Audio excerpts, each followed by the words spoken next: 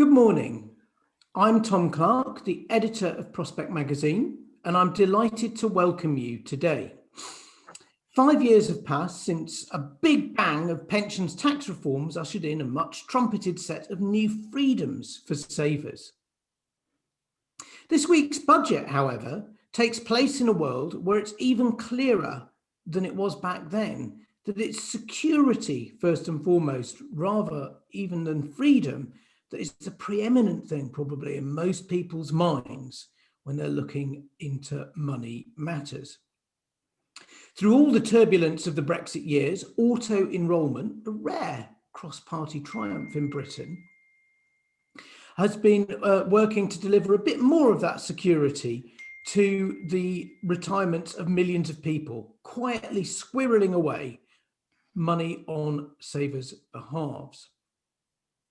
But we know that there are big gaps in the system, both affecting the number of people who are saving and how much they're saving, which overall can leave people feeling bewildered and hankering for clarity and help. New research that we're going to be talking about today from the People's Pension and Ignition House looks into the psychological barriers that grow out of that system that can get in the way of us getting retirement right. I was touched and delighted to see it was dedicated to Professor Sir John Hills, who died too early just before Christmas, but was the greatest scholar in social policy of how people navigate their lives in uncertain times and in situations of baffling complexity. He served on the Pensions Commission, which originally introduced auto-enrolment alongside our splendid chair today, Jeannie Drake. Now, I'm afraid to tell you that Jeannie Drake is going to be invisible, the Zoom system seeming almost as baffling in complexity as the pensions one, perhaps, but I can promise you she is here, even if she'll be talking to you from behind a blank screen as she introduces our other esteemed guests. So Jeannie, welcome to you. Thank you very much. Good morning, everyone. And I'm dreadfully sorry you're only looking at a blank page. This is the first time it's happened to me, but not that that's much of an excuse, but we'll push on nonetheless, because hopefully you can hear me clearly. But can I say good morning very formally and welcome everyone today. And as has been said by Tom, it's now over 5 years since the pension freedom were introduced. And we're seeing increasing evidence as captured in the in-depth research by Ignition House, New Choices, Big Decisions. 3 key messages, I think: that industry and policymakers are creating a retirement market based on assumptions about savers' behavior inconsistent with the way they actually behaved.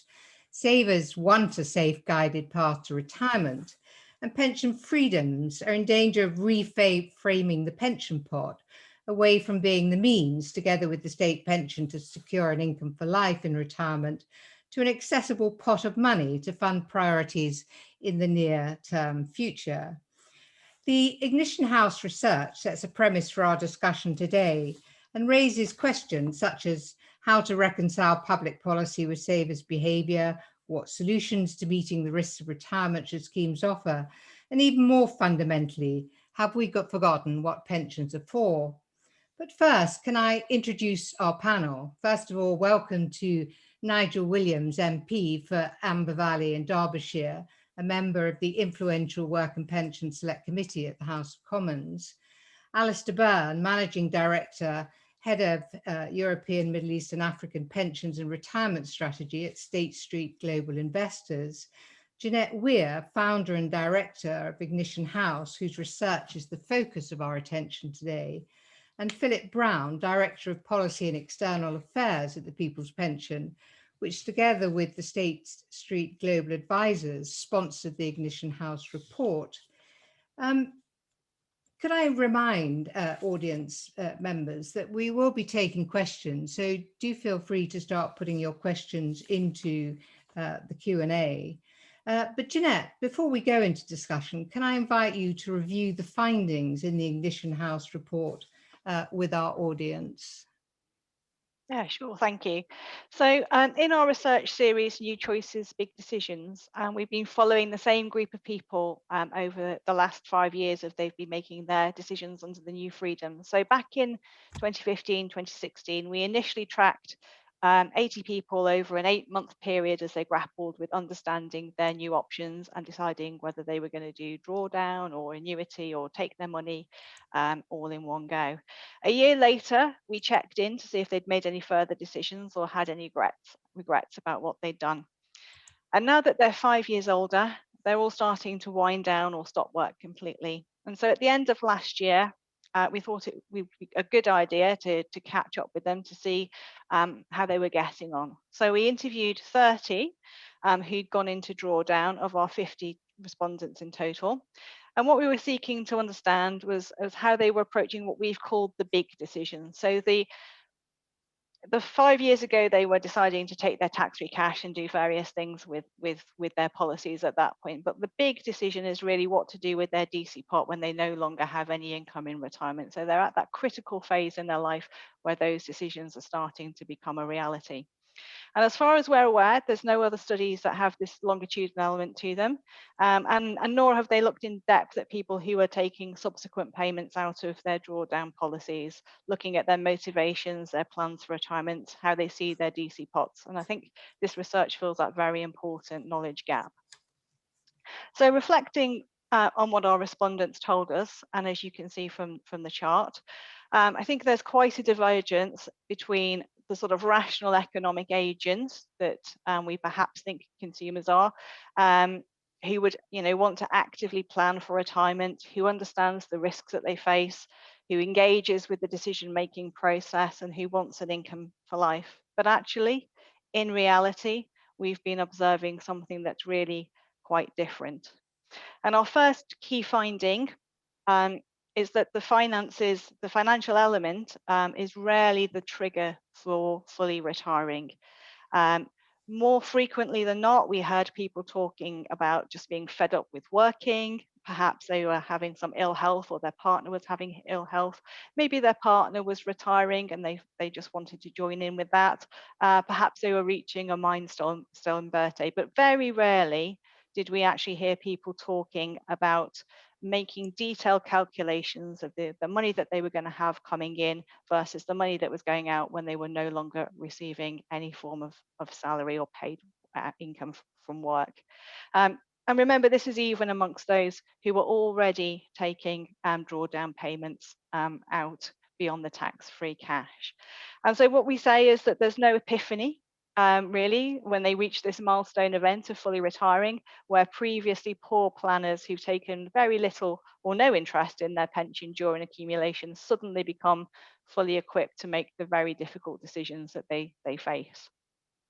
And so thinking about planning for retirement, they're leaving it very late indeed.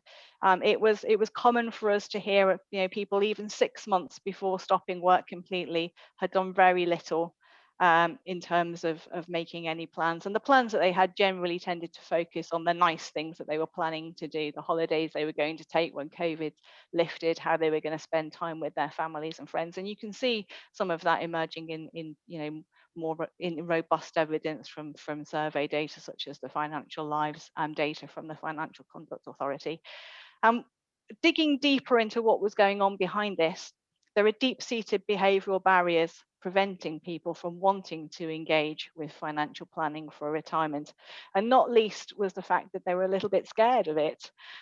If they looked too deeply into their finances, more likely than not, they were going to find out that perhaps the position they were in might not mean they could fulfill the plans that they were after. Maybe they hadn't got enough saved for retirement. And so for these people, ignorance is bliss. Thinking about the plethora of risks identified by the PLSA for those going into drawdown, what we observed was that the only risk our members recognised was longevity risk, not inflation risk, just longevity risk. And even here, they're getting it wrong most of the time, framing their retirement plans on the expectations that they might get to their mid-80s. When actually, in fact, if we look at the statistics, the most likely age of death at the moment is 91, and 1 in 10 will live to be over 100. And there was a general assumption, I think, from the industry that members would want an income for life. But actually, what we've observed talking to these people and many others is that Pension Freedoms has very much reframed pensions from an income for life to just simply another pot of money for retirement. And so given this reframing, it's perhaps not a surprise that the most common plan that we heard for how they were going to take their money was to take lumpy bits of money out as and when was needed, spend those down, then take the next ones out. And actually, this doesn't fit particularly well with the FCA pathways as they've been designed. And when we tested those with our respondents, they found it quite difficult to assign themselves to any one of the paths given that plan. And so when making the decisions, what we have done is really present our members with a binary choice. They either, at the moment, do it for themselves and follow the engagement route, or they pay up and take some professional financial advice. And some of our members in the study actually did that. But they didn't have very sophisticated financial needs. In fact, all they were really after was just that initial bit of help to help them make that and work through that big decision. But the nature of the advice market as it stands at the moment means that they've typically ended up paying for ongoing advice, which they don't really need, or they don't particularly want. And so to me, looking at the evidence that we have collected, I think that we found some pretty compelling stuff which suggests that members' behaviour, the inherent biases that members have, and the complexity really of the task that we've set them means that relying on member engagement to prevent these people sleepwalking into retirement simply cannot be right. And if we rely on engagement alone, we're really setting these people up for failure. To me, what we've observed in the course of this study suggests that we really need to break the binary choice that they have at the moment and have something else, some other option for them. And for me, that other option is some form of default or guided drawdown. And in fact, when we tested this with the members in our study, they indeed wanted that as well. And supported by that, our survey for the DC Investment Forum last year suggested that around 8 in 10 wanted their own provider to offer some form of do it for me or do it with me solution. So I hope that's given you a very brief overview of our findings, and I'll hand back to the chair and to others to make some comments on what they've observed. Thank you, Jeanette, for that presentation of your findings. And very clearly put, thank you. Can I remind the audience, I do want to take questions from you and to invite you to put them forward, but to give you more time to do that, can I begin by inviting our panel to begin the discussion with a question that I would like to pose to them. And the question is, given the risks highlighted by the Ignition House report, what key steps can regulators, industry and policymakers take to stop future generations sleepwalking into retirement?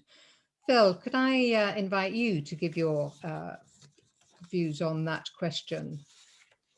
Thank you, Jeannie. Very interesting question. And I think this research highlights a number of different areas that we could explore.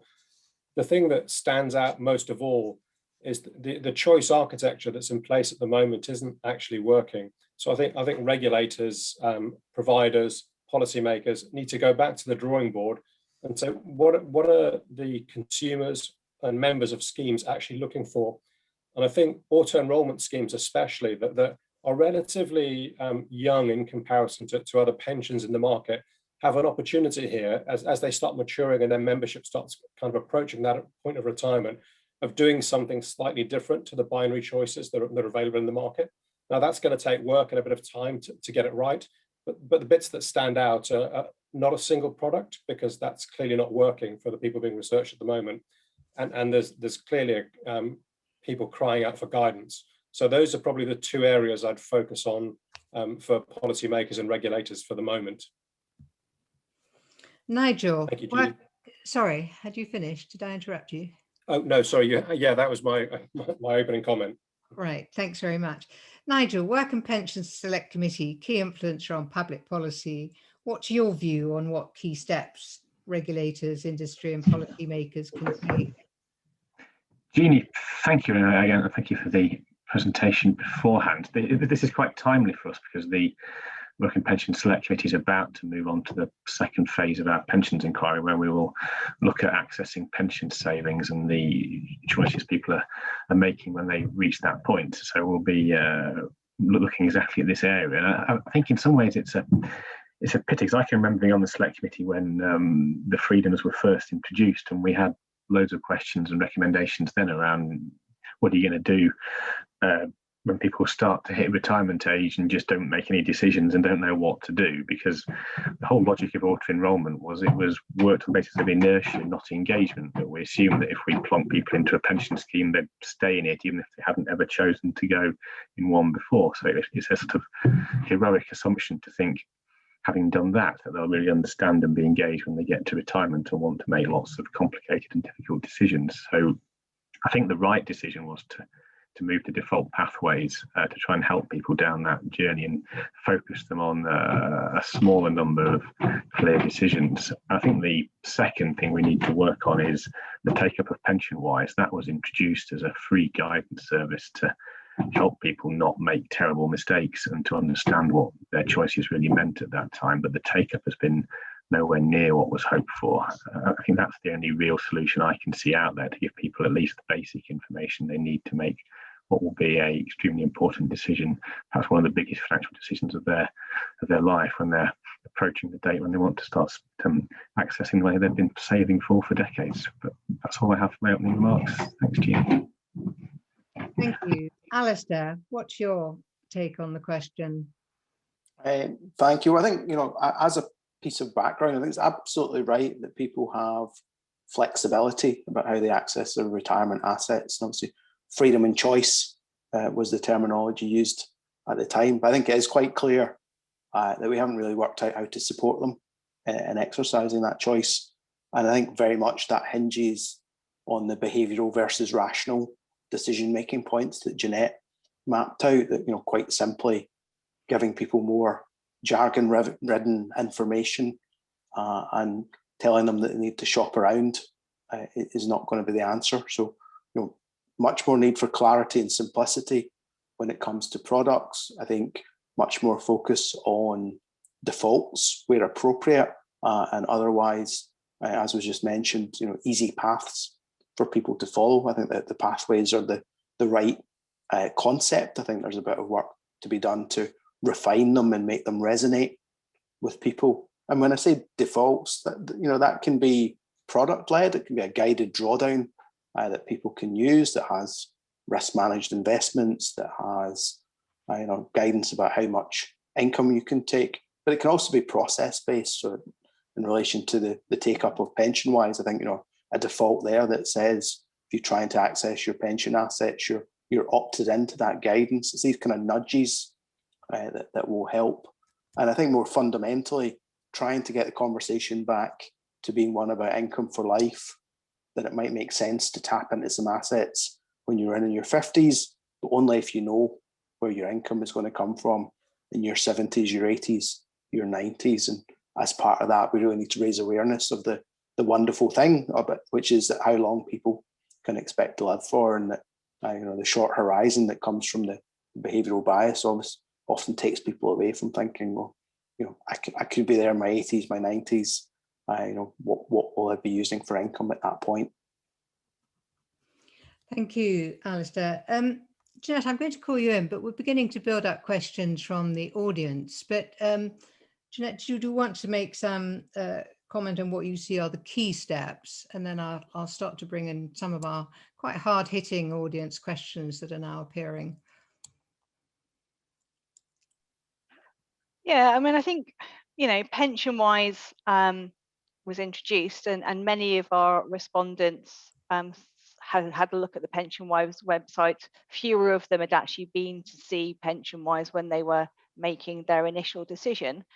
But we're 5 years away from that point now with these people. We've already got 1 million people who are in drawdown. They've taken their tax-free cash, they've made that initial decision, and they've moved on, and now they're starting to think about how they're going to take their money over the rest of their life. And for these people, and we said, would you know where to go to get help with that? And would you think about going to PensionWise? And they were like, no, the PensionWise isn't set up for that particular task. PensionWise was set up to help me decide whether I wanted to take it all out or go into drawdown or buy an annuity, and my 4 options and that part of it. But they wouldn't have recognized that there was any further help available, and they wouldn't have dreamed of going back to PensionWise to have a chat about that. What's my sustainable income rate just wasn't a topic of conversation that they've ever had with that. And similarly, when they were doing their withdrawals with their providers, again, it was a very transactional relationship. They filled in a form, they told the provider what they wanted to do, and the money was paid. There was no intervention at that point either to help people start to think about how they were going to make this pot of money last, and whether we should reframe their thinking to help them have an income for life. So I think there's a bit of thought needed around the policy aspects of what is PensionWise designed to do, and can it take on this sort of second stage help as well as that initial decision. I think that neatly leads us on to a question that Julia Lee has put in. And the question is, so often what puts savers off from starting when they could still make a difference is the enormity of the pension challenge. It feels safer to keep your hair buried in your hand. It sounds like this fear factor is highlighted again by today's research, but what really can we do to get people to face up to how much they need to save? Because the truth is, it's a terrifyingly large amount.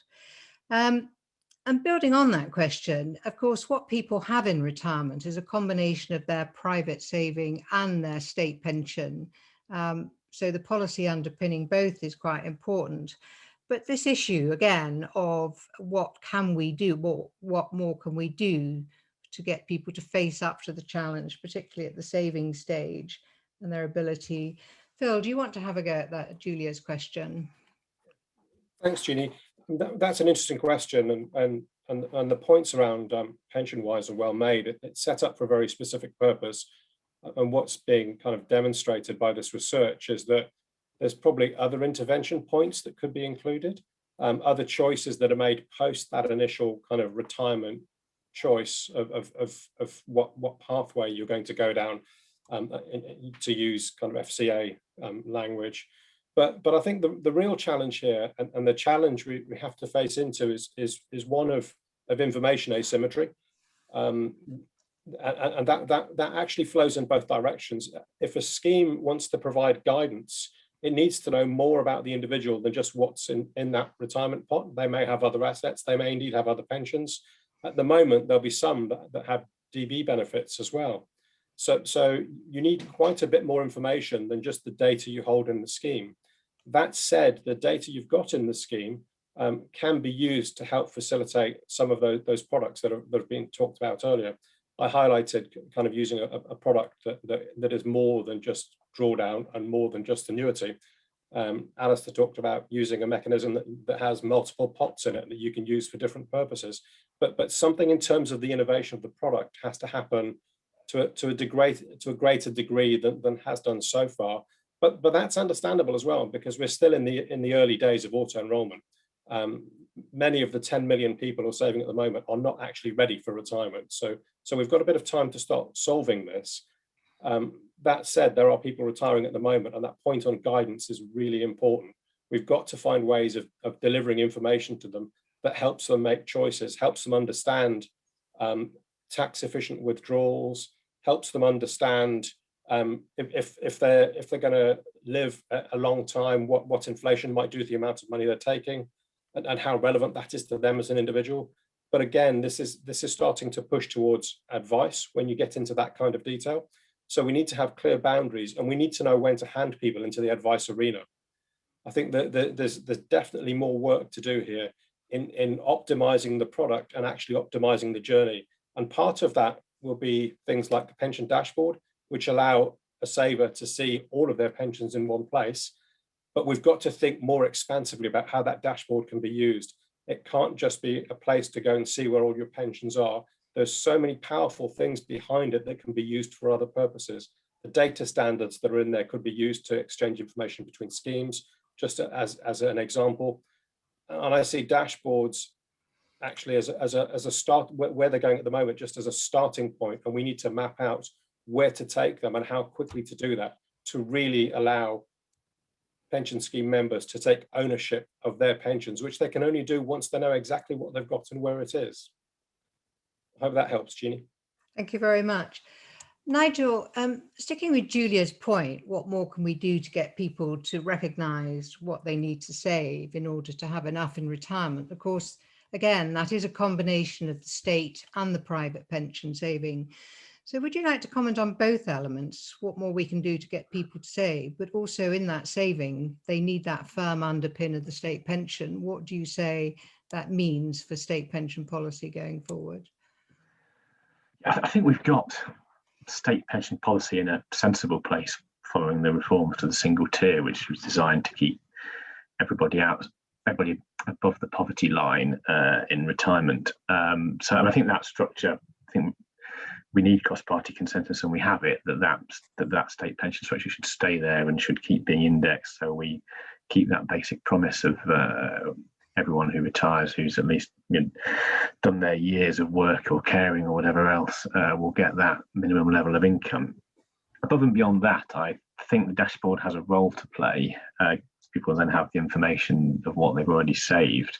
I think another important element was what the PLSA produced of their retirement income targets. I think what you need people to have easy access to is how much do they need to have in retirement for the sort of quality of life that they're thinking of. They then need to know, how much have I saved already, and then how much more do I need to save over what years I've got left. And if you can find a engagement platform that they use on a relatively regular basis, which says, yes, you're on track, you're doing fine, or actually you're a bit behind, people in your situation have generally saved a bit more than you need to play catch up, or actually you're a bit ahead, I think that will be a way people can understand. But I've never believed that will work as a standalone public sector pension dashboard sitting somewhere in the ether. You've got to get that information to the financial management tools that people use, and whether that's their online banking app or whatever other fintech solution they choose to use themselves, that all needs to be there so people can, on a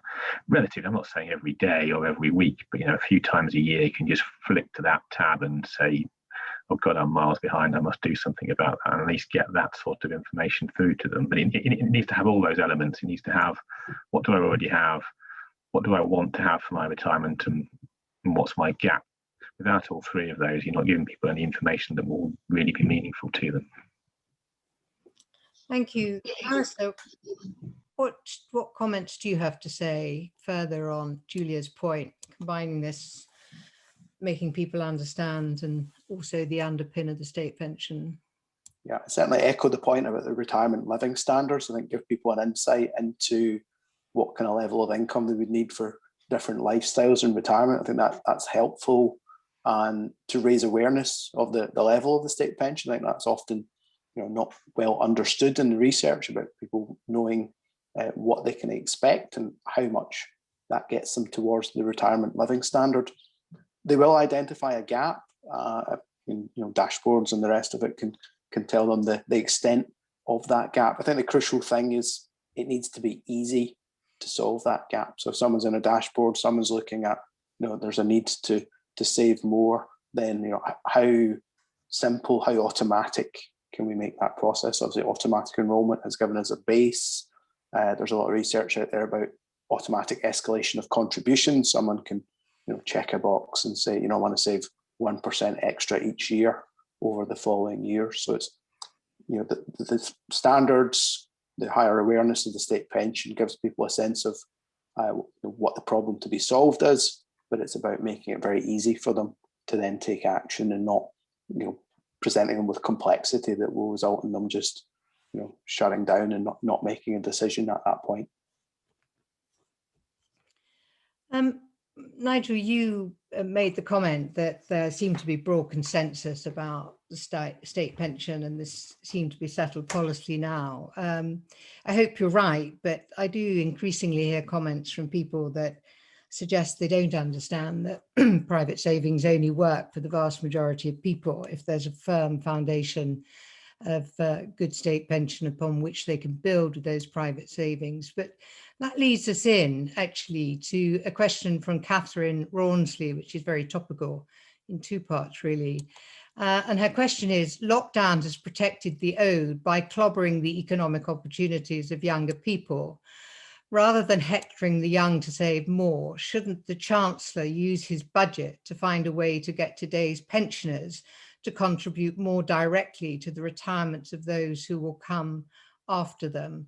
So two elements there. Have the young people had their experience and life chances as a result of lockdown really impacted their ability over time to save for pensions? And what does that mean for maybe fiscal policy, particularly towards older people in addressing that issue? Alistair, do you want to have a go at that?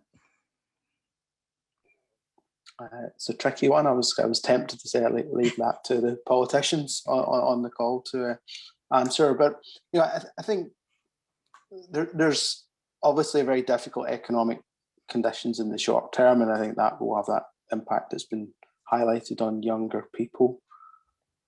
I like the features that we've got in our automatic enrolment system. As those people start to get opportunities again, as they come into the workforce, then they begin saving. So I think I'm kind of happy that the system will allow them to start saving as their incomes catch up. I think what you do about the economic opportunity in the short term, I think that much more a political question and not something I've got much to add on.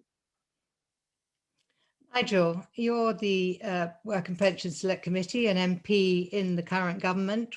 What's your take on that question? To say that's a bit above my pay grade, but I mean, I think it's clear that young people have been very badly impacted by the virus and the lockdown policies to tackle it, and the sectors a lot of young people start their careers in have been the ones that have been most badly hit, the retail and hospitality being closed for so long. So I think the initial presumption of young people being hardest hit, I would agree with. But of course, young people probably won't be retiring until they're 70. So depending how we're defining young people, they've probably got 45 more years at work to fix this or something. So I don't think it would be right to try and say to people who have already retired, have no way of replacing anything they lose. They can't go back to work and start earning again to improve their financial position. So I don't think it's very easy or fair to target people who have retired to try and pay for the hundreds of billions that we've spent to get through this crisis. So I think there's a fair challenge of over a decade we've taken pensioners out of poverty with pretty reasonable state pension increases, but we've perhaps not focused as much on the working age situation, that maybe there's a need to find a better balance in that situation. But I don't think a central idea of let's go and do a raid on pension funds to try and fund some of this year's spending would be a fair or a practical one. There's clearly things we could do on future pension saving, and there's lots of ideas about whether the current way pension tax relief on saving works is the right way that the Chancellor might be tempted by in the coming months. But I don't think there's a way we could go at people who've already retired and their assets. Jeanette, your report started to indicate some implications for pension for public policy on all of this. Would you like to make some comments on that question? I think what we're observing is, the state pension is really key for these people, regardless.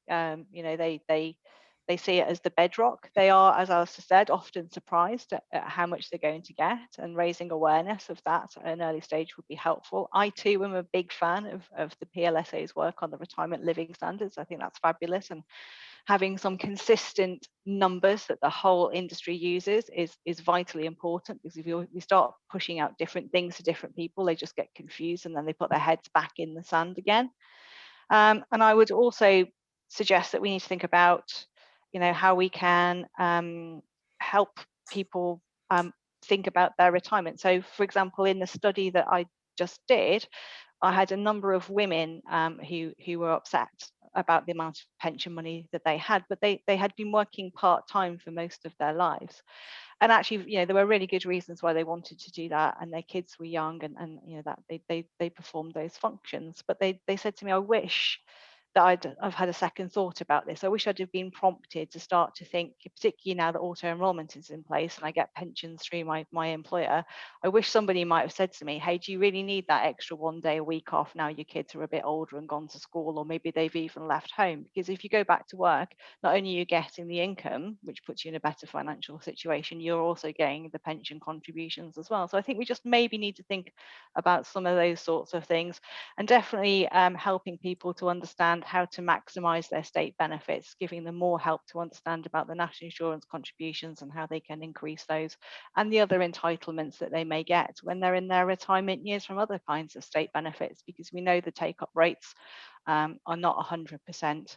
And particularly as people get older as well. So there's lots of things that providers can do around the edges, and not just thinking about the pension side of things. But when I think about looking at the pot of money that people have got to work with, what I'm really interested in is helping them make the most of that money. And what that means to me is a couple of things. First of all, you know, the tax system plays a really big part in people's decision-making process. Let's help people understand the tax implications of what they're doing, and let's not make them pay more tax than they need to. Secondly, I'm really interested in costs and charges on drawdown, because again, there's no consistency there. We've had consistent costs and charges policies introduced on the auto enrollment side, on the accumulation side, and I really feel that we need to think about that for the decumulation side as well, particularly if we're moving more into the guided drawdown space. And then finally, you know, for those who do take it up, the advice charge, are they actually getting value for money for what they're paying there? And again, could we offer them something else that doesn't mean that for those who want some form of guided solution, they're paying advisor fees to do so. Thank you.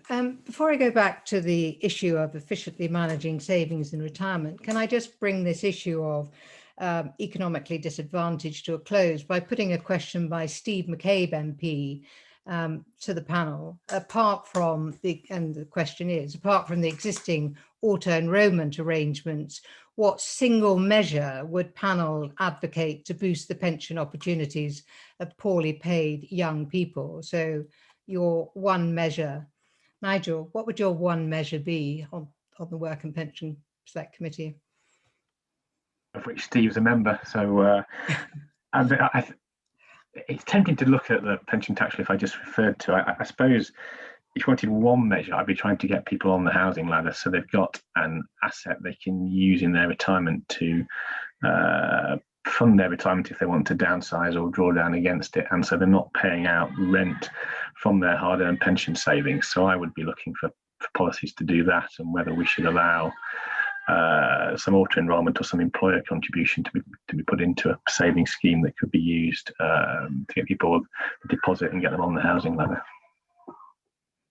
Bill, what's yours?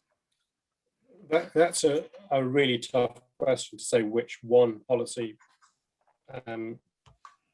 agenda would you go at to change this, because there's a number of things that really need doing. But I guess if you're focusing it on those who are earning less, the anomaly that allows people who are not in the retirement at source system to not actually get any tax relief does need dealing with. So there's an element of the current tax relief system where there's two different methods of doing it that introduces bias, and some people actually don't get tax relief when others do.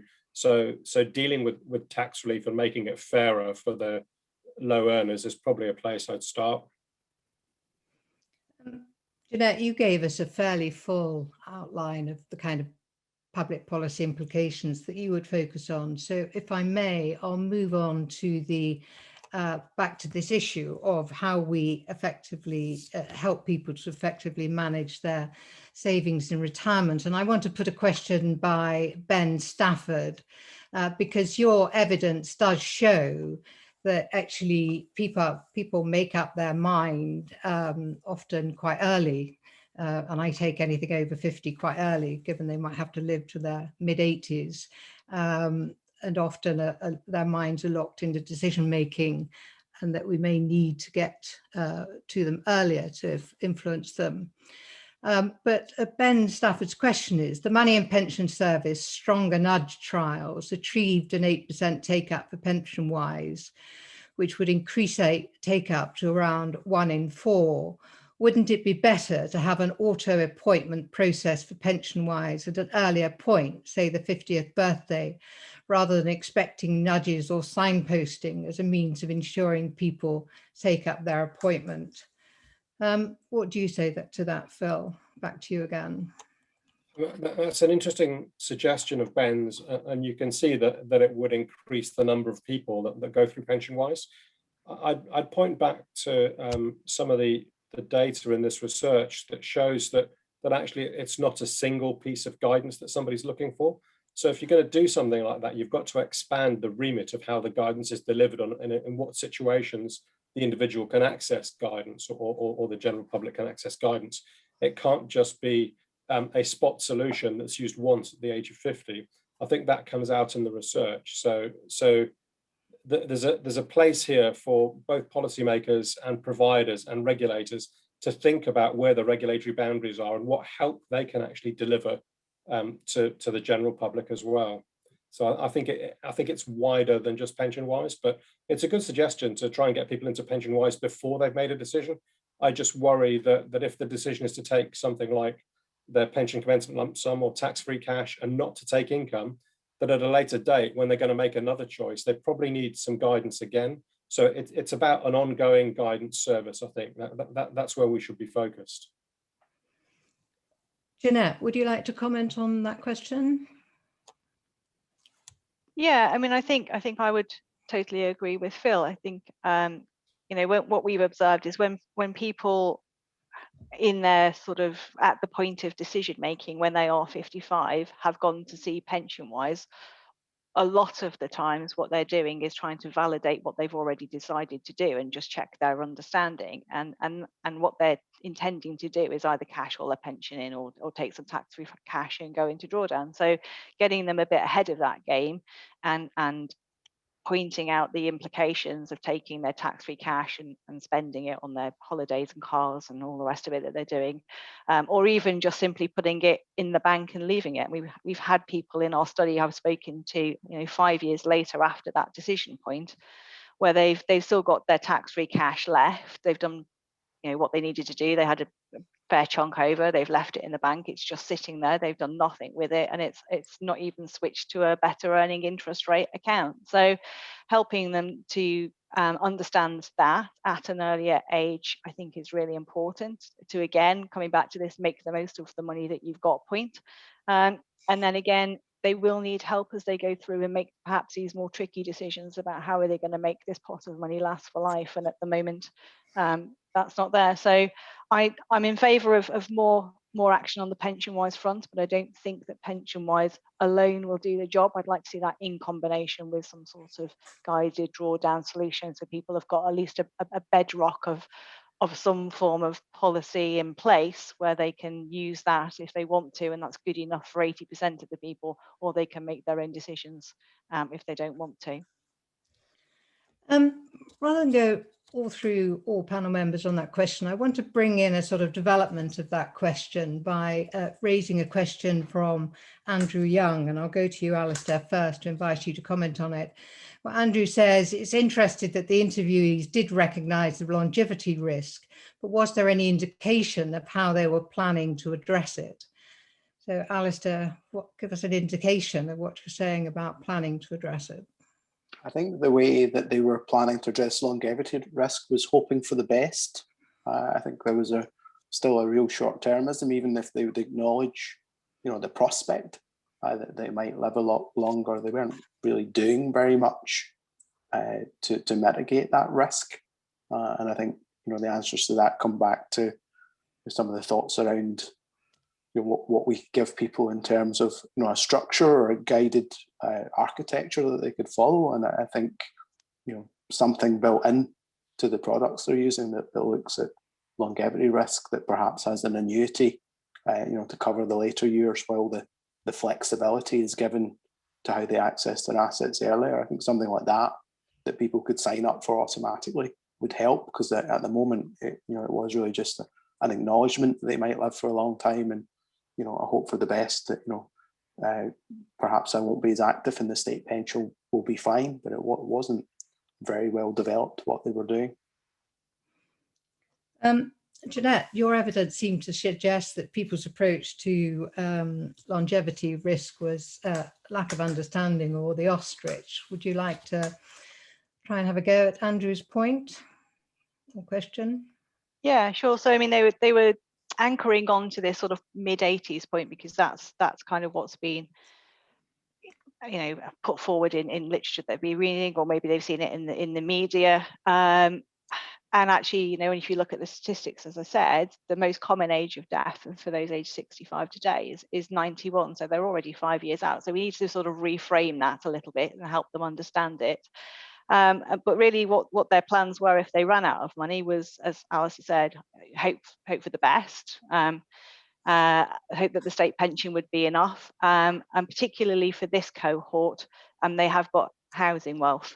And so for me, I think the backup plan was always plan B. I could sell my house. Well, in reality, that doesn't happen, and the amount that they release when we have spoken to people who have done that has often not been as much as they anticipated. But I would suggest that we probably also need to have a look at the equity release market and make sure there's a properly functioning, well-regulated, good products in that space as well. But that isn't going to particularly do the job for the next generation coming through, who may not have the same sort of situation as these people. And so I think, realistically, can we expect members of the public to be longevity experts? Because that's what we're asking them to do. And for me, the answer to that is no. And if the answer to that is no, and they haven't got the skills, the knowledge, the understanding to be able to do it, then we need to do it for them. Okay, thanks. I'm conscious that timing's running away with us, and we have lots of rich questions. But I think Jo Cumbo, Global Pension Correspondent from the FT, is with us. If she is, could I invite her to put her question?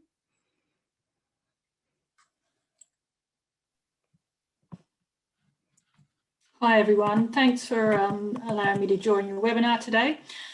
Guidance and more information will only go partway to addressing the plethora of risks of defined contribution drawdown for inexperienced savers and investors who want a stable and reliable income for life, but as we've heard, are left to manage their own longevity, inflation and investment risk.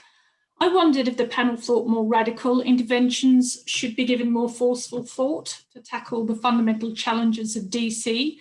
In particular, I'd like to know the panel's view on whether collective DC, where longevity investment risk is pooled, might be worthwhile considering if it can deliver a better outcome for individuals, particularly if it was rolled out more widely across pension schemes. Thank you. Okay, so the three key risks: longevity, inflation, investment. What can public policy do, including looking at CDC, to help the saver more efficiently manage those risks?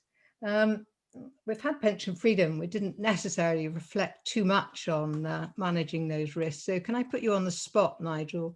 What would be your response to Jo's point? I think we should just sort of mention in brackets social care and how do we pay for that when we have this discussion as well. I think that's even harder because people don't want to end up in care. So if they won't pay for retirement that they save for retirement that they do want, then they're not going to save for the social care outcome that they don't. I think CDC should have a real place in the market. I would hope a lot of employers would look very carefully and keenly at that as an option. If they can't afford DB and don't want to go back down that line, actually going down a CDC line where there's some more chance of giving their employees an actual decent pension income in retirement rather than just a relatively small pot of money, I think would be one of the best things they could offer their staff. And if they can explain to their staff why it's a good idea, it may help with their motivation and retention as well. So I think that is a simply great idea. I think this is a really challenging area because I think we ended up in freedoms because the annuity market ended up working so poorly for people with very low annuity rates, not shopping around. People ended up buying poor products from their incumbent provider, that it's quite hard to see how you turn back the clock here and keep pension freedoms in place without finding some way of really improving the market and improving those returns. So it has to be education for people and have guidance out there and try and explain to them what the real risks are and try and produce some products where you have a guaranteed income for life and a pot of money you can spend perhaps in the earlier years of your retirement when you'll be more active and fit for more traveling, whatever else people want to choose to do in their retirement. So I think that's where I would have that combination. But my only other caution on this is the challenge of, for those that die young and quite attracted to leaving some of their money to their spouse or their children. Of course, the downside of CDC or annuities is that pot largely dies when you do. So people have to understand that there are advantages and disadvantages to all these things. Because of course, longevity, not everybody gets to live to 91. Sadly, of course, that might be the average or the target, but a lot of people will die younger than that. So it's the education of actually what choice do you want to make and understanding the implications, both positive and negative, of doing it. Alistair, if I could turn to you next, putting you on the spot. The recent Pension Act gave the authority to Royal Mail and, in fact, single employer, associated employer ability to introduce a collective DC. They haven't yet introduced the regulation for a sort of multi-employer, multi-industry collective DC. What would it take, do you think, to get mass collective DC proposition in the UK? And do you think it would be a good proposition for managing the three key risks more efficiently for the mass of ordinary savers? I think there's certainly some very attractive features to the CDC. I think the focus on income, the economies of scale, the fact that individuals are not making investment choices and there's a professional management of the investment strategy. I think those are the key benefits, but it comes wrapped up in a degree of complexity. And I worry a bit about managing expectations that the income that comes out of it is a reliable income, but it's not an unchanging income. In the Netherlands, there's been issues around if income has to be cut and whether members are expecting that. So I think it's a good proposition. I think what has to happen to make it kind of take hold. I think the point was made about it's hard to turn back the clock, and we do have DC and we do have freedom of how people will access that, and it will be quite hard to go back from that. I think it will start to come through as a retirement solution, that it works better in that sort of decumulation phase. So maybe the retirement products that people can switch into when they come to use their pot, maybe CDC, or some of the principles of CDC come to the fore there. I think also we need to look at deferred annuity solutions. I think they can deal with some of the issues as well, combining early years flexibility with something that will deal with the later life longevity risk. Phil, going next to you on this question, I mean, you work for a very large master trust, many thousands of employers and millions of members. What's your view on collective DC and potentially a more efficient route to both accumulation and decumulation support for ordinary savers? Yeah, it's a really interesting, and as other panelists have said, it's a relatively challenging subject. I agree with the point Alistair made. For CDC to really work, it needs scale. CDC in smaller schemes can be challenging because what happens to the people who haven't retired if the scheme ever needs to close?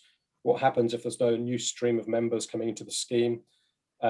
So there's some really interesting challenges that need working out in CDC. And the point about how and when you communicate with people about the income they're going to receive and why that may have changed is an interesting one with CDC. I wonder whether we haven't explored enough how feasible it is to do this on an individual basis yet. If you look at what innovation has taken place since freedom and choice came in, we've gone away from what originally was pre-freedom and choice, a binary decision of do I want drawdown or do I want annuity? And that was largely driven by the amount you had invested. The drawdown market was sold to those with larger funds, relatively speaking, compared to the annuity market. I think we've got an opportunity here to look at different models, and we've touched on them today, looking at whether you take a combination of products to actually deliver the outcome. And I think that can be done in amongst the existing regulatory framework. So I don't think we've explored far enough yet. And actually, it's quite reasonable that we haven't gone down that route yet, as if you think about the master trust schemes, as I said earlier, they're still relatively new, with most of their members being in that phase of their life where they're still saving. So we've got time to sort this out as a market and work out the best way forward. But whatever we do does need some guidance alongside it too, in my view. Okay, thank you very much. Well, we're running out of time, and apologies to those people whose questions I haven't picked up because they were all good. Hope our panelists get an opportunity to comment back through the Q&A. So I'm going to ask for one-liner conclusions from the panel, but in summing up, I mean, Nigel's right. The state is exposed to longevity risks, both through social care, health and pension. And yet when Pension Freedoms was introduced, I remember it because my jaw dropped. The statement was made virtually that the state was agnostic about how people spent their pension savings, and designed a system that at the stroke of midnight on their 55th birthday, their behavioural assumptions that had underpinned auto-enrolment were completely ripped up, and it was assumed at the stroke of midnight that people could make informed, rational decisions that would work in their long-term interests. So one quick sentence from each of the panel. What piece of public policy would you ask the government to concentrate on? Alistair. I think it's really all around building trust in the system. So I think, continuing to encourage, greater clarity, greater simplicity, greater use of defaults and paths of least resistance. It comes back to that behavioural point. That the policy shouldn't assume rational consumers who will analyse and shop around, but should assume that it's people who will find the complexity challenging and will struggle to make decisions, who will display inertia. We just need to change the mindset that we bring to the policy. Jeanette. I'm going to be slightly cheeky and have two here. So the first one is I can't stress the importance of the state pension as the bedrock of society for old age. And so thinking very carefully about how we go forward with that in the future, given the intergenerational challenges that we're going to face, is going to be really important. And the second thing is more of a plea, really, and it comes back to this trust issue from Alistair. People don't particularly trust pensions very much. And I think that if we start to make too many changes to the tax regime, and particularly 25% tax-free cash, that could have very disastrous unintended consequences. So I would suggest thinking very carefully about looking at any of those sorts of issues going forward. Phil. Really interesting point that Jeanette makes there. So I think there's a really important place for language in amongst all of this. If we want people to engage and own, we need to speak to them in ways they understand. I'd contend a number of different pension schemes or pension types in the market talk to them in what I would call regulatory language rather than language they can engage with.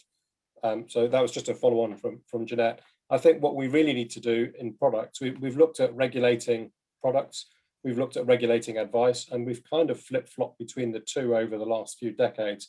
I think we need to sit down and look hard at what automatic enrolment has built and look at how automatic enrolment use inertia and default to deliver people into safe products, and find out what safe products we could build for retirement that would allow us to manage the risks that people face without them having to become an economist, a financial advisor, an actuary, and an economic specialist overnight, because that's just not going to happen. So I would focus on building safe products with things like standards around them that allow people to access a product that would do the right things for the vast majority of people who take that product.